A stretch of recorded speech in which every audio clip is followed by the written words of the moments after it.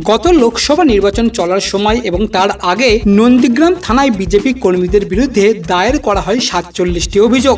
সেই অভিযোগের প্রেক্ষিতেই পুলিশের তরফে করা হয় এফআইআর। বিজেপির পক্ষ থেকে অভিযোগ তোলা হয় তাদের কর্মীদের ফাঁসানো হচ্ছে মিথ্যা মামলা দিয়ে।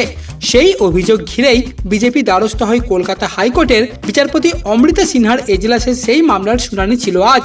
বিরোধী দলনেতা শুভেন্দু অধিকারীর আইনজীবী পাটওয়ালিয়া এবং বিল্বদল ভট্টাচার্য আদালতে সওয়াল করেন। এই মামলায় কলকাতা হাইকোর্ট জানিয়ে দিয়েছে, নন্দীগ্রামে বিজেপি কর্মীদের বিরুদ্ধে যে মামলাগুলি দায়ের করা হয়েছে তার বিরুদ্ধে এখনই কড়া পদক্ষেপ গ্রহণ করা যাবে না। মামলার শুনানি চলার সময় মৌখিকভাবে বিচারপতি অমৃতা সিনহা জানিয়েছেন, রাজ্যের অ্যাডভোকেট জেনারেলের অর্থাৎ এজি আশ্বাস অনুযায়ী পুলিশ আপাতত এই মামলাগুলির ক্ষেত্রে কড়া পদক্ষেপ গ্রহণ করতে পারবে না।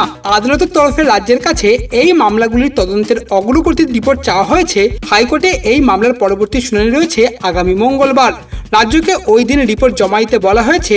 রাজ্যের পক্ষ থেকে এই মামলায় বলা হয়েছে যে বিজেপি কর্মীদের বিরুদ্ধে এফআইআর দায়ের করা হয়েছে, নির্দিষ্ট অভিযোগ রয়েছে তাদের নিয়ে। আইনজীবীদের অভিযোগ, এর পিছনে রয়েছে চক্রান্ত। বিরোধী দলনেতার আইনজীবীরা এই সমস্ত এফআইআর সিবিআই দিয়ে খতিয়ে দেখার আর্জি জানিয়েছেন।